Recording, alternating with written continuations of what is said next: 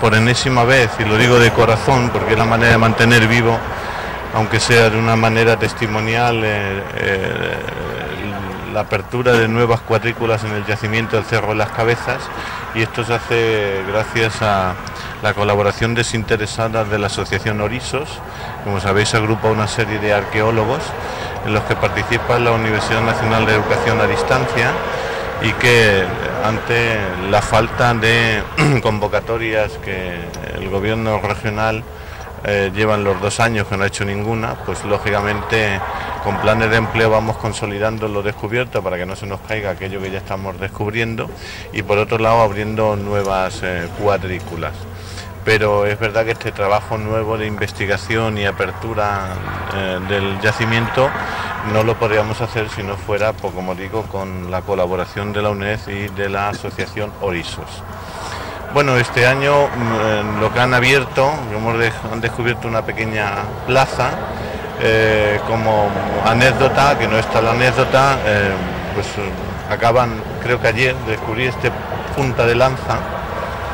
No teníamos ninguna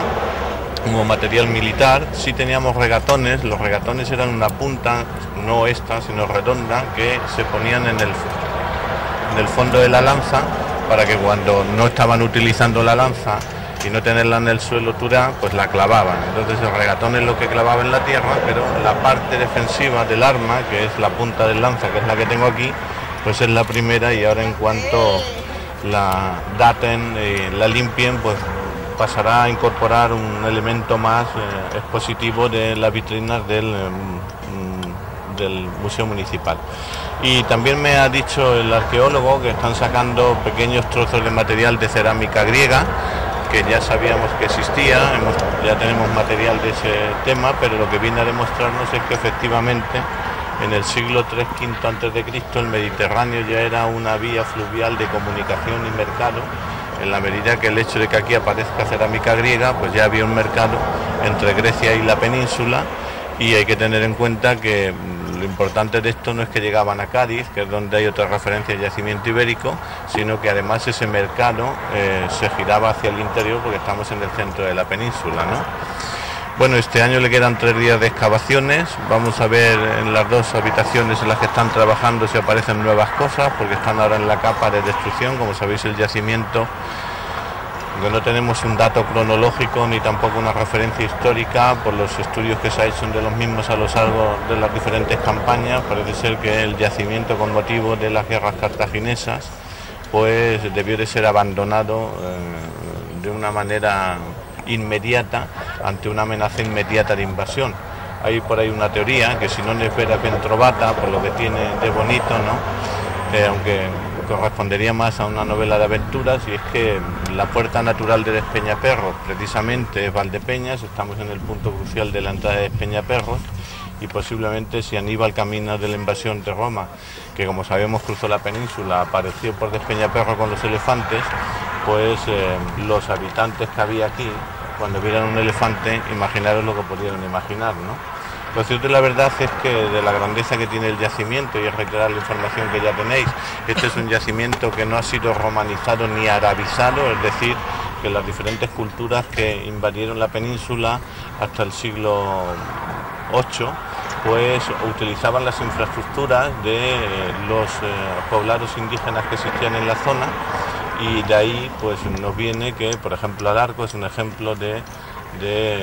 infraestructura íbera que después fue arabizada, y por lo tanto tener un conocimiento del mundo íbero es más complicado cuando sobre un asentamiento indígena se asienta otra cultura más reciente que lógicamente tiende a tapar las huellas o a modificar las estructuras. Esto es puro. Nunca, cuando el mundo íbero, los íberos de aquella época abandonaron este yacimiento, pues lógicamente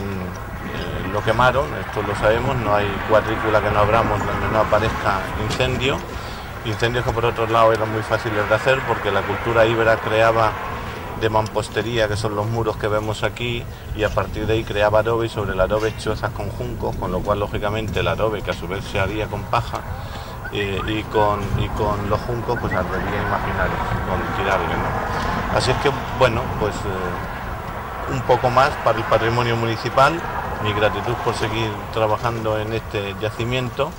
y estamos en la zona, digamos, pobre de lo que era la ciudad que era en aquel momento, ¿no? Estamos en la zona de los oficios,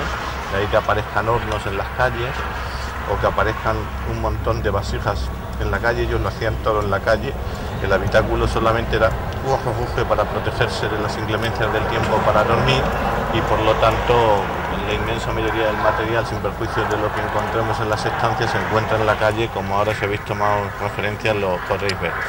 Pero el yacimiento está llamado a un tiempo de gloria, porque a la medida que se vaya subiendo y nos vayamos acercando al centro de lo que era la riqueza del yacimiento, pues lógicamente la riqueza de materiales será mayor. Digamos que aquí estamos en lo que son los extrarradios de una ciudad.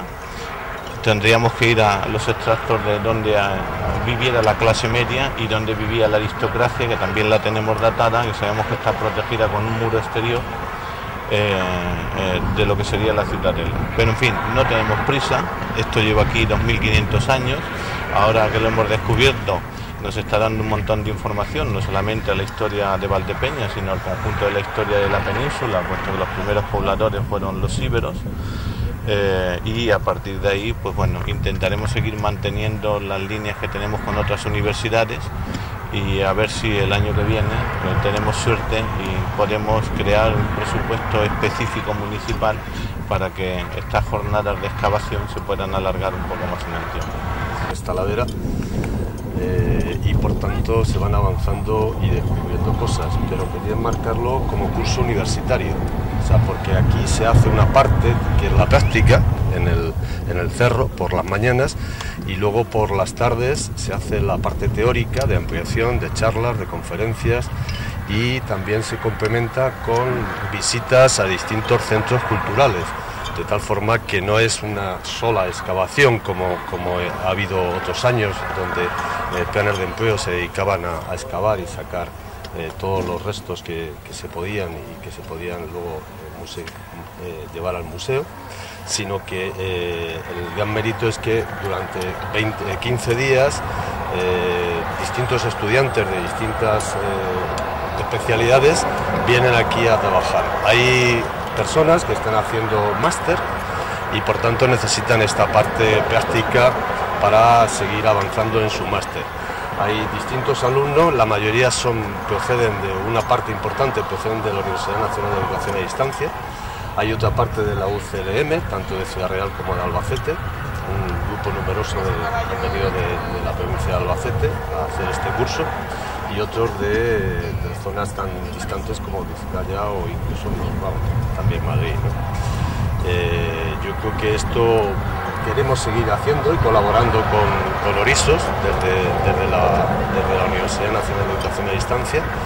Espero que, como ha dicho el alcalde, esto se complemente con otros apoyos de planes de empleo para seguir avanzando en este yacimiento tan importante que tenemos en Valdepeñas. Son más de 2.500 años de existencia, y por tanto seguiremos en ello en la medida de nuestras posibilidades. La universidad, como todos sabéis, tiene unos recursos limitados y por tanto va a apoyar en aquello que se pueda, ¿no? Estamos poniendo toda la carne al asador, pues, sacando de donde no tenemos, y de hecho pues hay muchas personas aquí que incluso son profesores tutores que vienen a echar una mano también a estas excavaciones, alumnos que han acabado la carrera, que quieren seguir ligados a este mundo de la arqueología, y por tanto mi agradecimiento por una parte, como ya he dicho antes, a la Asociación Orisos, y por otra parte al Ayuntamiento de Valdepeñas, que de alguna manera está colaborando en que esto se mantenga y vaya a más, porque cualquier pieza tan importante como la que hoy nos ha mostrado el alcalde tiene un valor para la arqueología enorme, y por tanto seguiremos en ello, y esto es lo que yo quería resaltar. Yo no soy arqueólogo, y en la carta arqueológica, que por cierto la hizo el mismo que ha hecho la carta a instancia de una empresa privada con motivo de unas obras, tenemos datada la presencia romana a lo largo de todo el Jabalón, puntualmente en la parte que nos corresponde al término municipal de Valdepeñas, y por lo tanto ya sabíamos que eso estaba. Como sabemos que aguas abajo tenemos otro asentamiento romano, y como sabemos que teníamos un asentamiento romano donde salieron lápidas con motivo de la construcción del Vento de los Trinitarios en el mismo El Peral, ¿no? De todas maneras, yo, como digo, no soy arqueólogo, pero la necrópolis no es. Por dos motivos, porque esta ciudad, si veis la perimetría que tiene el cerro, el cementerio, que es de lo que estamos hablando, imaginaros cómo sería, y lo que se ha descubierto ha sido una cuadrícula, bienvenida sea para la información que nos aporta, en la que efectivamente es un centro de incineración, pero una cosa es el tanatorio y otra cosa es la necrópolis. Entonces yo creo que ahí ha habido un error en la información, pero como digo, yo no soy arqueólogo. De todas maneras, cualquier información nueva, bienvenida sea. Y ya sabíamos que el yacimiento íbero fue totalmente abandonado, eso lo tenemos totalmente constatado, por lo tanto no fue romanizado y lo que se ha encontrado ha sido una zona de generación que posiblemente se data, según el arqueólogo, la información que he leído, entre el siglo I y II antes de Cristo, que fue la entrada de los romanos, y lógicamente ahí, si esto fue abandonado en el tercero, principio del segundo antes de Cristo, la incorporación de la cultura romana, ya fuera en su época republicana o en el Alto Imperio, fundía culturas con las que encontraba, pues lógicamente digamos que la ceremonia de cómo siguieran enterrando a las personas muertas, pues venía heredada de un mundo íbero. Pero es totalmente exógeno al yacimiento, eso está claro, a pesar de su cercanía. Y ya te digo, sin ser arqueólogo, que como alcalde no tengo ningún interés en que descubran la necrópolis, porque para información general de ciudadanos que sepan de lo que estamos hablando, al margen de que el mundo íbero incineraba, que eso estaba claro, la Dama de Elche es una urna funeraria, no es una escultura. Pues imaginaros en un asentamiento como el de Elche, que era algo así como 5 o 6 veces más pequeño que este, aparecen joyas de ese calibre. El día que descubramos la necrópolis del Cerro de las Cabezas, tendremos que traer aquí un destacamento de la Guardia Civil, porque lógicamente a partir de ahí tenemos ganas de saber dónde se situaba, sí. Hemos hecho trabajo y prospecciones, sí. ¿Tenemos información? Alguna. ¿Queremos descubrirla? No. Los pocos datos que han publicado, hablando del cementerio del Cerro de las Cabezas, o la necrópolis del Cerro de las Cabezas, vamos a ver, cuando se excava una ciudad que ha sido ocupada durante varias etapas, pues en el caso del Cerro de las Cabezas, que lleva ocupado probablemente desde el bronce pleno, pero fijamente desde el bronce final del siglo VIII, siglo VII, hasta el siglo III, se van constatando las diversas fases del siglo VI, siglo V, siglo IV, III. Este año, pues casualmente estamos excavando unas viviendas ibéricas del último momento de ocupación del Cerro de las Cabezas, del siglo III. Y que yo sepa, hasta ahora no nos ha aparecido ningún material romano, de ningún tipo. Es más, llevamos hectárea y media excavada en todo el yacimiento y no ha aparecido ningún material romano. ¿Qué ocurre? Debe ocurrir un desfase entre lo que los excavadores de esas incineraciones dicen que ha aparecido y lo que aparece en el Cerro de las Cabezas. No hay continuidad. El yacimiento se abandona a fines del siglo III y comienzos del siglo II, y además con dataciones de radiocarbono 14. Es decir, una concretamente nos da fechas del año 165 a.C. Y eso significa siglo II ya, metidos en el primer cuarto del siglo II. Quiere decir que se abandonó por cuestiones que todavía son difíciles de discernir, pero que están dentro del ambiente bélico y de la inestabilidad social de las guerras púnicas. Probablemente la posible llegada de algún ejército, no sabemos si cartaginés o romano, hizo que abandonaran rápidamente esta ciudad. Por eso nos aparecen muchas de las habitaciones tal como las abandonaron, con todas sus cerámicas, con todas las cosas en su sitio. Y no hubo continuidad posterior, como dan a entender los excavadores. Es más, el yacimiento de Cerro de las Cabezas no tendría un cementerio o una necrópolis, tendría 4 o 5 necrópolis alrededor, y deben estar en los alrededores, y ojalá se descubran.